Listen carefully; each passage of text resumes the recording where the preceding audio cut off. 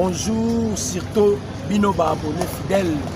Il y a chaîne de référence Nabino, chaîne par laquelle vous avez toujours pour soutirer des informations pour les assurer, pour les affiliables à ce qui concerne la République démocratique du Congo.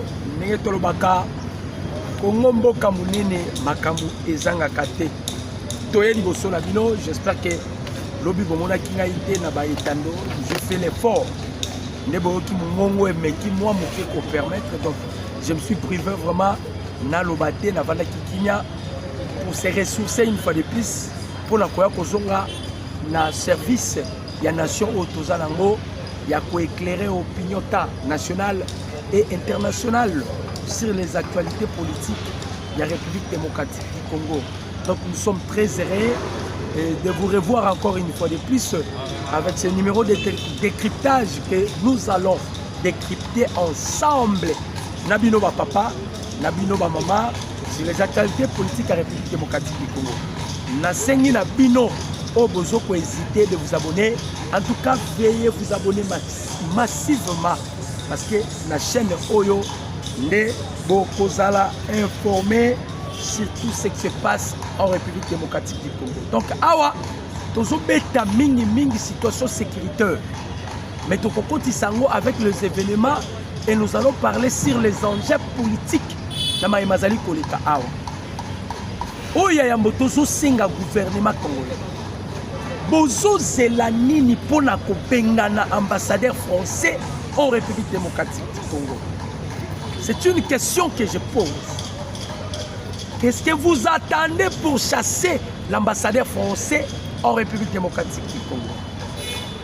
Bon, qui couvre France na Belgique,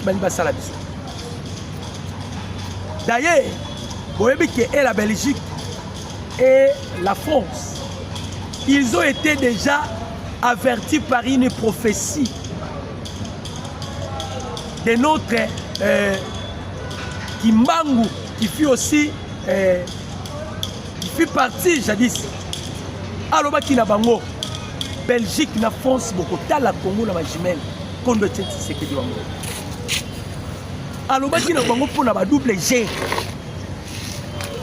Jango tout na gouvernement congolais. Qu'est-ce que vous attendez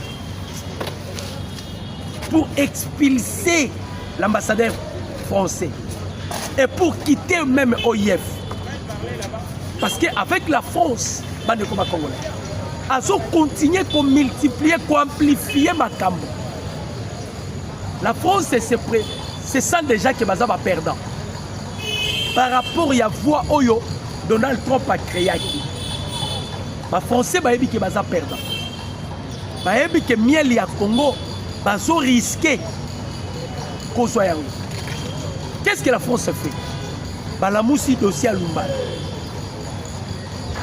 Dossier Lumbala, on a besoin que ça nini. Pas français, pas tindaki batu. Parce que beaucoup de gens ont battu. Comme Emmanuel Macron, a bêté la bidon du solo. Il est allé dans l'occultisme. À Kenaki, la Grande-Bretagne, Emmanuel Macron. À Kei Kaka, Bakota na Bakati Bababa, ma chambre magnétique. Luka place c'est des arts pour téléma. Parce que Luki est physiquement ils veulent maintenant procéder la spiritualité. À la Grande-Bretagne,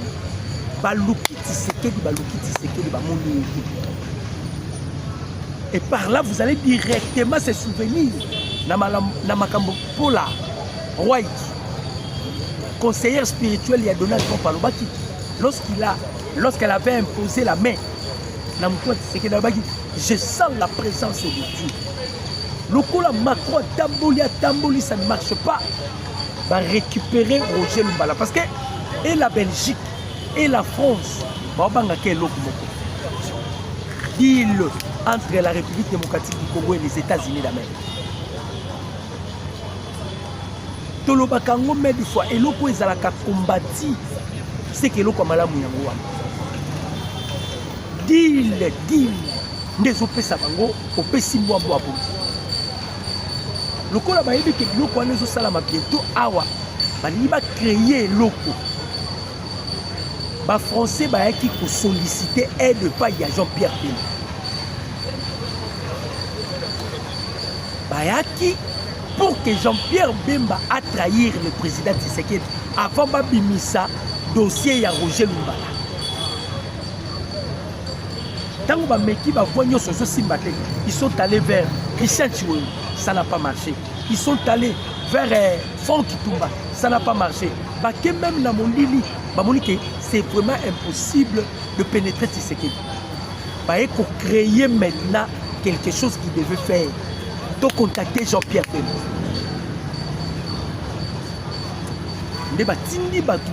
Bemba. Bemba a trahi le président Tshisekedi. C'était ça le plan.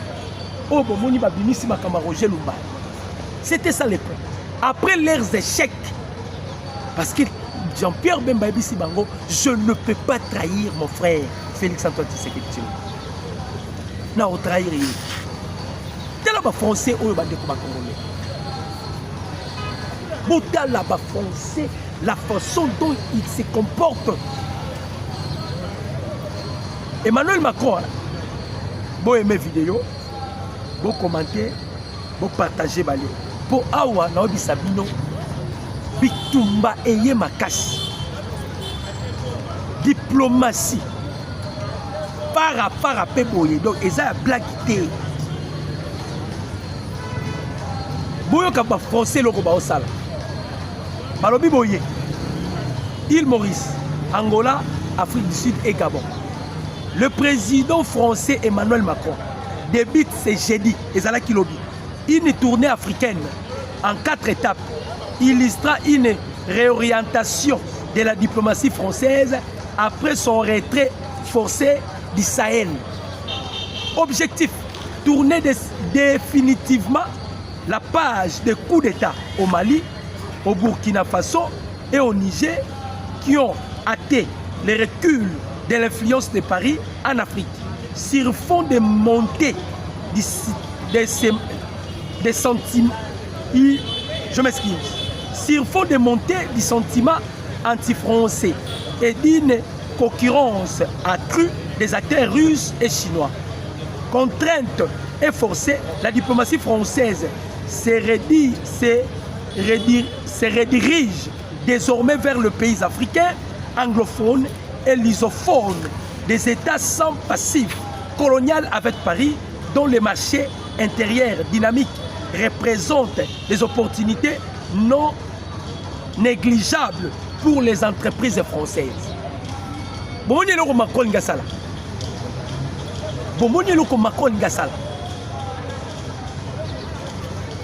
Macron, après que Bango na Sahel, pourquoi ils ont chassé les Français dans Sahel? À cause il y a Boko Haram, Djihadistes.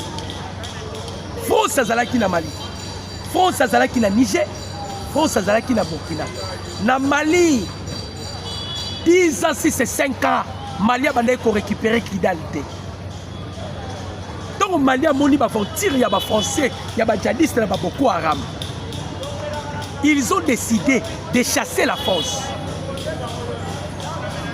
Tango ba bengani France. Russie, n'est-ce pas s'il y a 2 mois, Mali a récupéré Sahel. Et pardon, a récupéré Kidal. Et la Russie, c'est elle qui compte. La Russie, c'est le pays qui contrôle le Sahel. Nebaris, Bisaki, Burkina, Mali, la Niger, va créer AES, Alliance d'État à Sahel.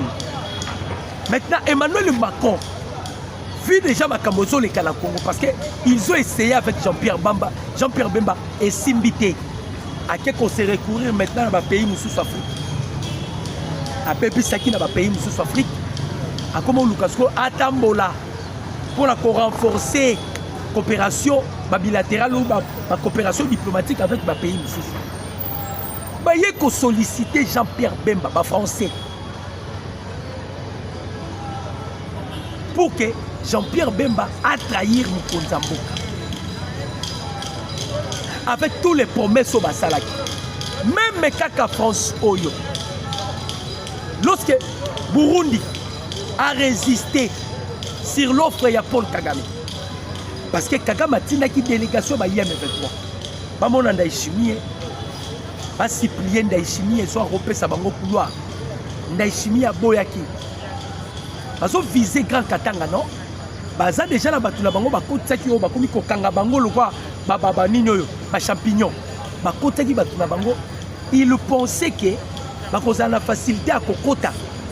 Ouvrir à Fizi, bakiti Baraka, bakiti Malamoko Butembo, Beni, directement à Katanga. Ça n'a pas marché. La France a quelques Luka Evariste Ndachimi. Les Français baza mitema mabe. Nenge États-Unis pela moto, nenge France ko pela moto. Et ko pela moto. Torobonde la Nzambe, ezo esika ba Congolais bazate. Ezo esika ka ba Français bazana ba mboka na bango kuna kati. Emmanuel Macron est allé voir Ndachimi. Ba pesi kusu Ndachimi ba promesse, ba proposition. Ndachimi a boyi.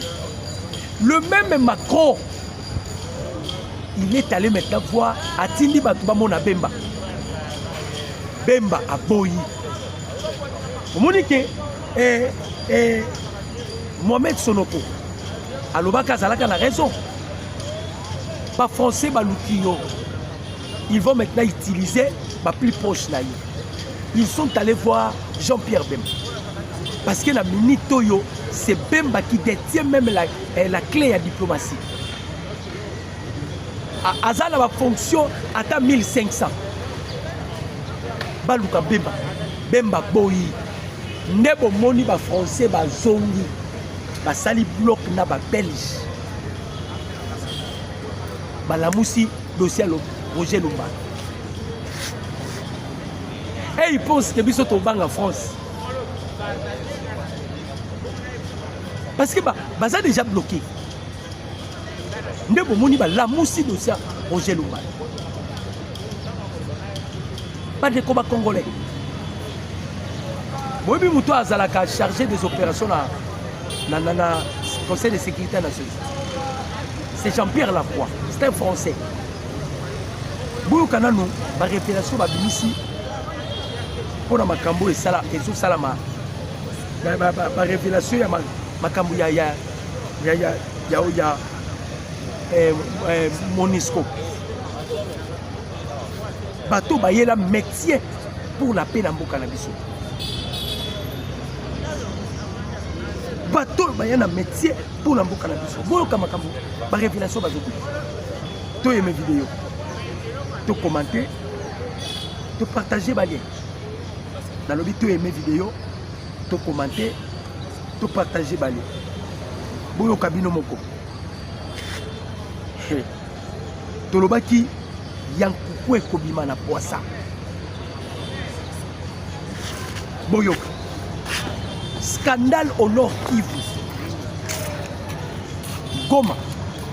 Des témoignages accablants révèlent la complicité de l'ONU dans les rapatriements forcés des réfugiés Hutus rwandais. Ce qui se déroule aujourd'hui au Nord Kivu dépasse les cadres d'un simple habit humanitaire. Des employés et de victimes décrivent un système où les M23, bras armés du Rwanda, organisent des déportations et où l'ONU, via les HCR, accompagne malgré elle des opérations qui violent frontalement les droits internationaux. Les témoignages sont clairs. Des civils arrêtés en pleine nuit par les M23, entassés dans le bus, leurs papiers brûlés, puis dirigés vers un centre de transit opéré par l'ONU, avant d'être renvoyés de force au Rwanda en violation totale du droit international humanitaire. Ces schémas confirmés par plusieurs sources onusiennes posent une question brutale. Comment une agence censée protéger les réfugiés a-t-elle pu devenir, même indirectement, un maillon d'une déportation planifiée? dans les zones occupées par les M23, contrôlées militairement par le Rwanda, selon les experts de l'ONU, de milliers de personnes, pour la majorité des Hutus rwandophones, ont été déplacés ou fortement encouragés à signer des retours prétendument volontaires. Pour ceux qui ont refusé, le menace, le viol, les séparations familiales et les refoulements forcés ont été une réalité. Même au sein des Nations Unies, le malaise est revendiqué. Un cadre parle d'un scandale. Un autre reconnaît que le HCR a choisi d'être présent pour éviter que les gens disparaissent, tout en légitimant, malgré lui, une opération illégale. Les faits sont pourtant lipides. Sous occupation militaire, la déportation des civils est un crime de guerre. L'implication, même minimale, d'une agence onusienne dans un retour non volontaire, c'est une faute grave. Ces transferts se servent directement l'objectif du Rwanda et du M23. Modifier la démographie locale et consolider un contrôle illégal du territoire congolais. Bandeko, quelle hypocrisie avec le blanc. Quelle hypocrisie avec le blanc. Nalobi na bino Emmanuel Macron. Na ba Belge, ba noko ya bandoki. Kagame qui vous a chassé na Rwanda. C'est le même Kagame que vous continuez à chercher. Il y a qu'on combimise toujours pendant qu'il y a la difficulté. Donc pour aller plus loin, bandeko ba Congolais, notre indépendance et senga biso ba Congolais photo lamuka. Biso ba Congolais photo telema. Mundele azwa déjà mboka na biso. Surtout que plan ezala qui va balkaniser quelque chose qui n'a pas tenu. Bakomi ko luka ba formule nyos. Yango pe ba Congolais balobi non non. Biso pe tokotika bango te. Tokotika bango te. Bazo dénoncer bango. Bazo dénoncer bango. Aux États-Unis, il y a les opérations à co-expulser. Pourquoi?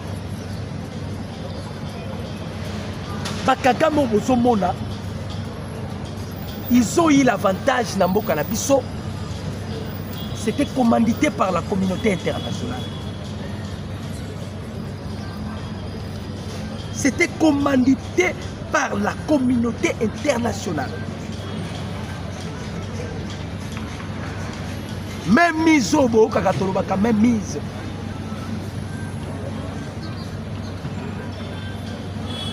Yango to bandai kolela. Na mboka na biso bato nyoso bakangaki yo. Bakangaki pona makambo ya trahison. On devait les tuer. Donald Trump, le président des États-Unis, a aussi évoqué la peine de mort pour les démocrates qui ont exhorté l'armée à refuser d'obéir aux ordres. Donald Trump, il a fait.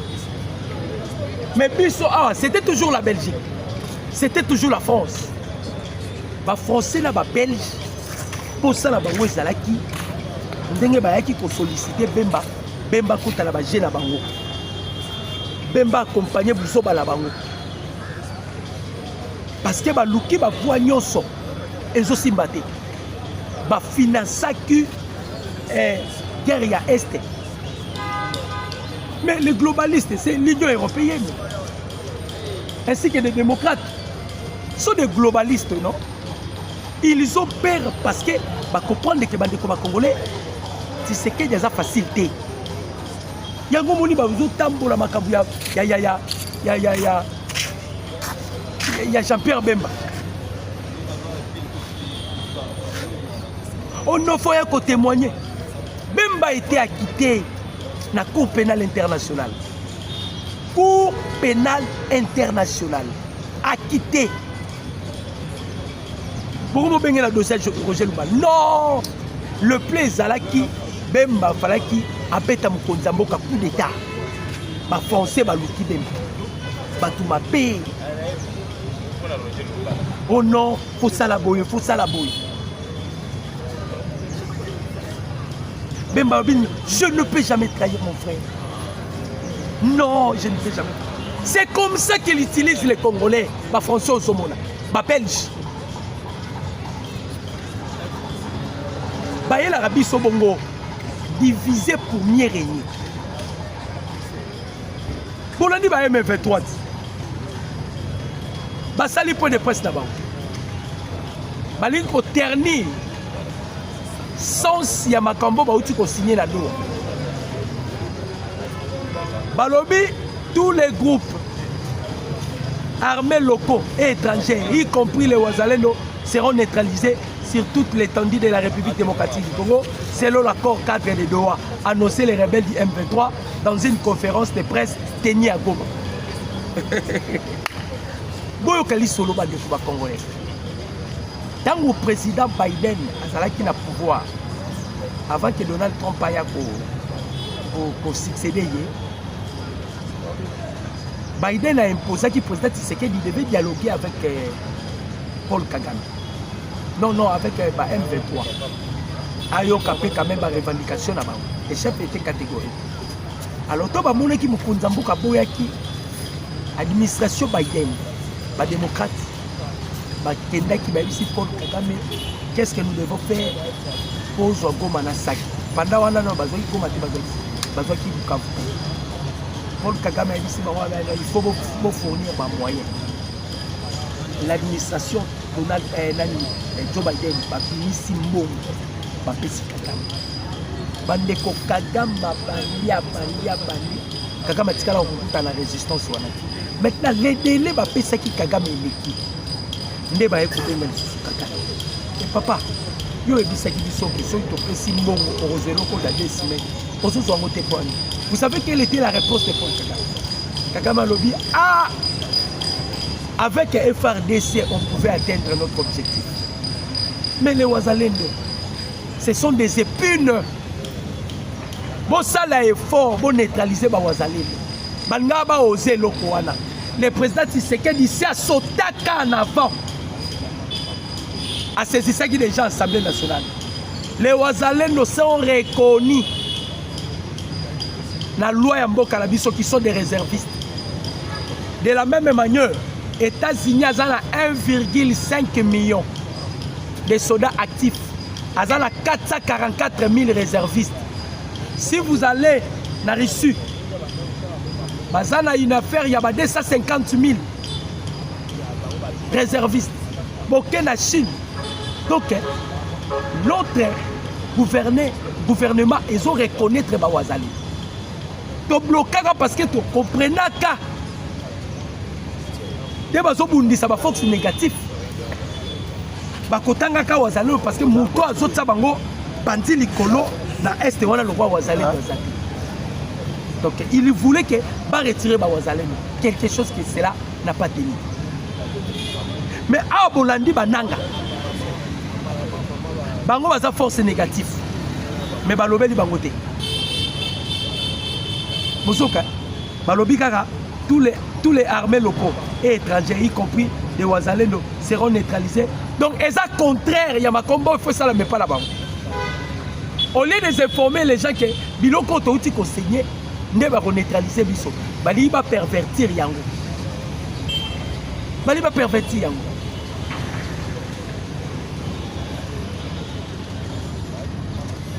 Toloba ki yango bato yo bandeko ba Congolais. Bato yo il faut force ya makasi. Heureusement Mukonzambo kasi ayebisaka ba mindele. Ayebisaka ba américain la Fox News. Ayebisaki bango j'ai des options sur ma table. So bolingi la solana Kagame. Oh, je vais parler avec Kagame.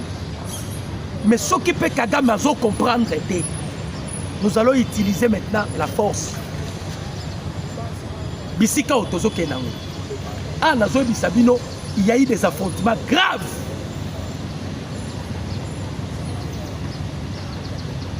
il y a eu des affrontements graves, à tel que vous ne pouvez pas imaginer. Même Lisolo Fayoulou n'a pas été Kibino. Fayoulou Obomonaki, il a parlé du mal au nom de Joseph Kabila. Et ça va gêner Bango Bango Nyosoma Nakati. Je vous avais dit quel était le sens du discours de Fayoulou. Fayoulou travaille avec la Senko. Or la Senko travaille avec Kigali. C'est que Fayoulou aussi travaille avec Kigali. Peuple congolais, bolanda discours té o Fayoulou a salaki. Mensonge sur mensonge.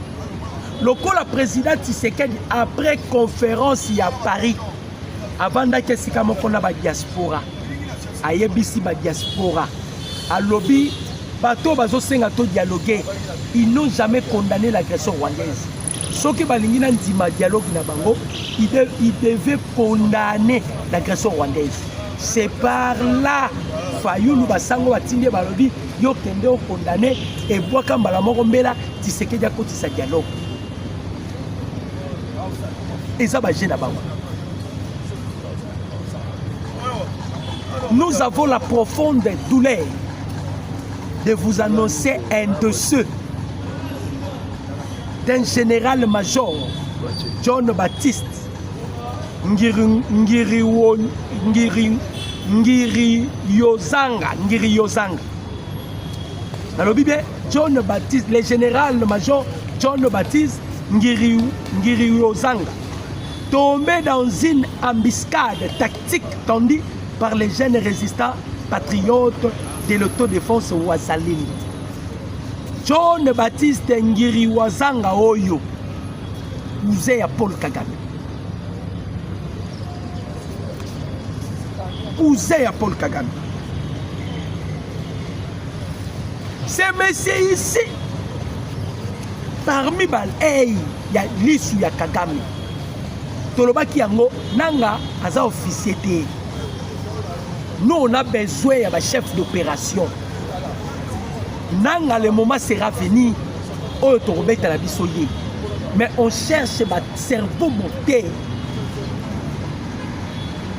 Ce général ici rwandais pris sous un feu nourri sur l'axe Bukavu-Miti. Alors qu'il se rendait à Kaleye, Yazokende na Kaleye, pour inspecter les lignes avancées de R2. Donc, Azaraki na mission. À Okende na Kaleye, il était accompagné na 2 jeeps, Bambila na Kati. Azui, voiture jeep, na escorte Bamemile. Na lobi la bino, destination Kaleye. Akutani na mbiskadi ya bawazalendo na axe Bukavu na Miti. Axe ya Bukavu na Miti. Nakutani na mbiskadi ya bawazalendo. Ndeko, renvoyé en enfer. Que son âme respire en désordre. Que son âme repose dans les tourments. Bato basali biso boye. Bawazalendo. Tant que il faut que les Wazalendo soient neutralisés. Mais les héros sont des Wazalendo. Dans la Netimoutoui, il y a une opération à expecter la ligne de front. La ligne de front, comment les RDF vont avancer. Pendant que les États-Unis sont là. G7 Sobelela. Apparemment, on dirait que Kagame a Kamokilité. Pourquoi? Il a les soutiens.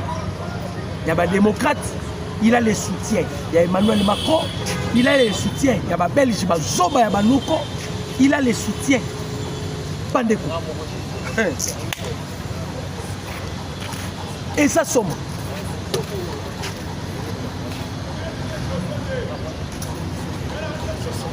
Et ça somme bandeko ba contrôle. Bandeko ba congolais. Yango zomona bandeko na ngai ba congolais. Batuana ba kolingaka mukonzi mboka te. Tellement plan ya balkanisation ça qui quelque chose qui devait se passer 2025-2026. ils ont activé tout. Mais mokonzi mboka pe alobi non non, tokotia bino pe maboko na pété.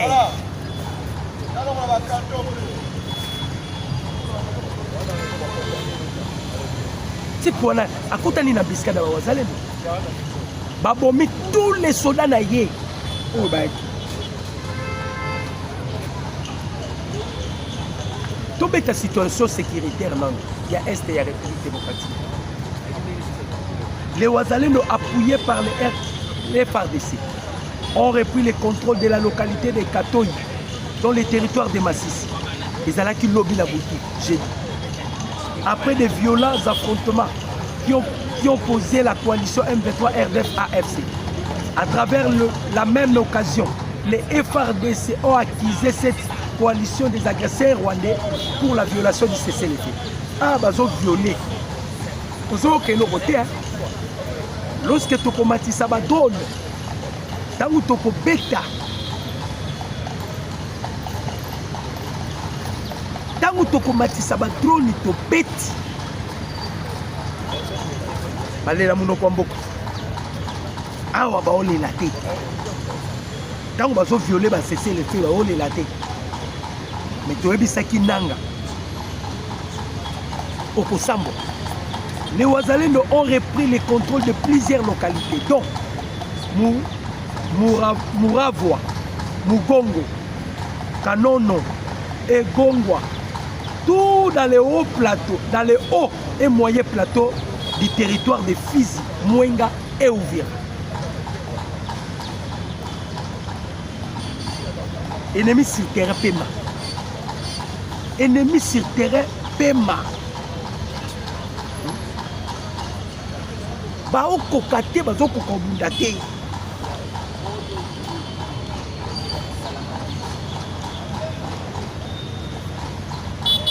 Bao totinda basoki bakanyuki na banani omsu bauti kokangana batindi bango aux États-Unis pour l'okinde kosala récolte ya mbongo. Mbongo eza te. Mbongo eza te.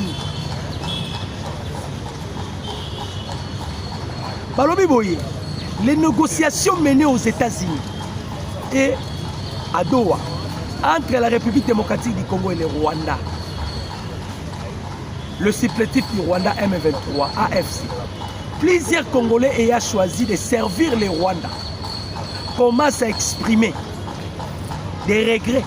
Ils se demandent pourquoi ils ont trahi leur pays au profit des ambitions rwandaises et s'inquiètent de leur sort lorsque bientôt les zones occupées par le Rwanda seront restituées aux institutions légitimes issues des élections. Parmi le premier à se montrer repenté figure Corneille Nangaa, déjà sous sanctions américaines et européennes. À Okende Wapi. À Okende Wapi.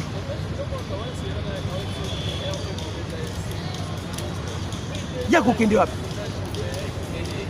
bato bakosayi bango za bafrançais lobi kaka bandeko eni oyo kutu lelo na tongo awa non ezalaki lobi na putu parce que na tongo ape bitumbeludabi Sud Kivu de violents combats ont opposé ce jeudi les patriotes Ouazalendo du mouvement décisif pour la libération du Congo MDLC aux rebelles de la FC M23 soutenus par les R2 dans le territoire de Kabare, plus précisément dans le groupement de Bouore. Selon des sources locales, l'affrontement a été signalé dans la localité de Muganzu, au lieu dit Kiungwazi, dans les carrés du sable blanche. Les échanges de tirs, on dirait environ 1 heure avant d'achever par les replis des assaillants, précisent ces sources. Du côté du M23, 8 combattants auraient trouvé la mort et plusieurs auraient été blessés. Voilà où est Salami Lobi. Où est Salami Lobi. Ah aussi quand toujours le banabino bande combat congolais.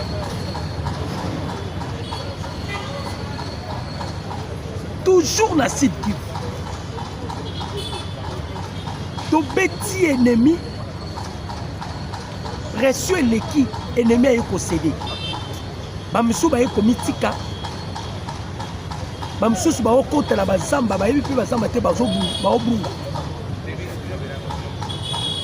tolobi ke toobunda sur tous les plans touti komona bandeko émir ya Qatar Altesse akendaki d'abord na Kigali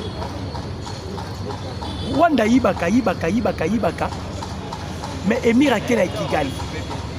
Pourquoi il est allé à Kigali? Qu'est-ce qu'ils ont eu à parler avec Paul Kagame? Bandeko Kope Sili Kagame fallait qu'il présente ba minéraux na Kigali. Mais Kagame a commis kolakisa bangombe. Kagame Alexis bangombe kuna.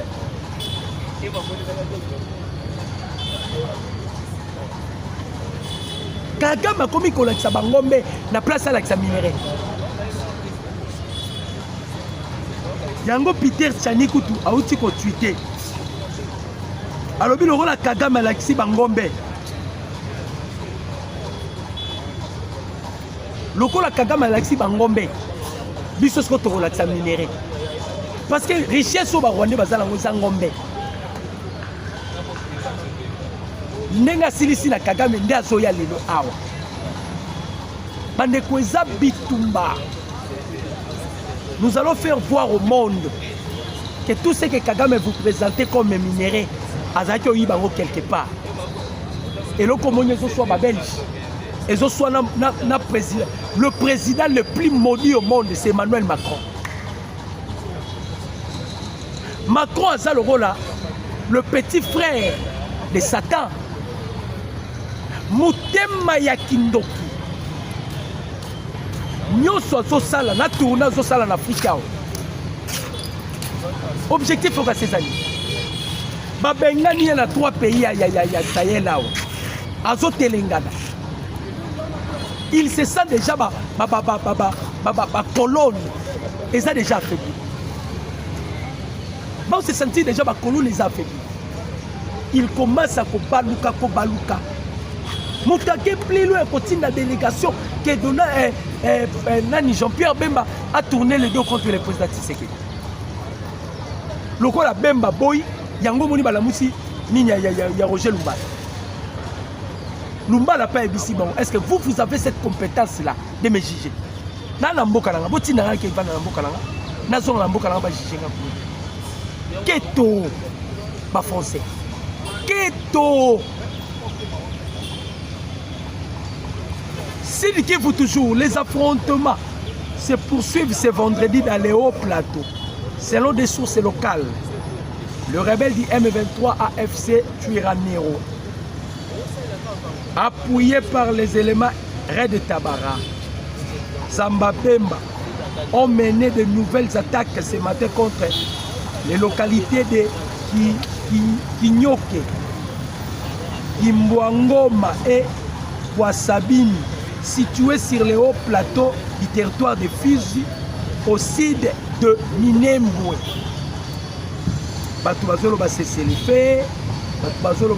Voilà pourquoi je félicite encore Bawazalendo avec l'opération Ambiscade qu'ils ont lancée.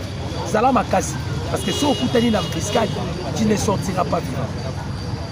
Tu ne sortiras pas vivant.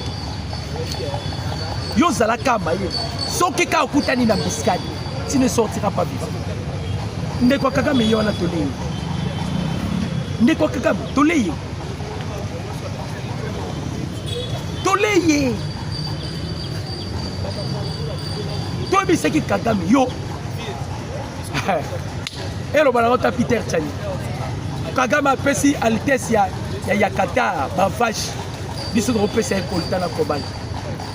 Et les lisi ba Rwanda na ba réseaux sociaux. Na ba tweet.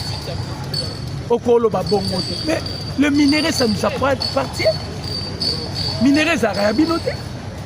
Biso de ba kolo minerai. Toropesa mutoto ni. Toropesa mutoto lingi. Biso de ba kolo minerai. Donc que awa tozokende awa bandeko bakongolais, la France et la Belgique c'est ça déjà perdant. Bakomi koluka kosisite bamakambo. Ils ont peur parce que nayebaka yango na 2016 les Américains bapesaka déjà babelge avertissement. Bayebisaka babelge soki bosali blague avec le Congo et que tozwi contrôle ya Congo, vous serez des perdants. Vous serez des perdants. Bakebisaka bango bametra bango anga. Maintenant la France et la Belgique bavandi batali balobi soki Tshisekedi a signé accord na ba américain biso to sambo. Biso to sambwe. Bandeko ba congolais totika la branche sur la même chaîne. Tokoya komemela bino sur les actualités dont les heures qui suivent. Mon numéro c'est plus 143 89 63 95 965. Mon numéro c'est plus 143 89 63 95 965. C'était avec plaisir. Je dis et je vous remercie. Ciao.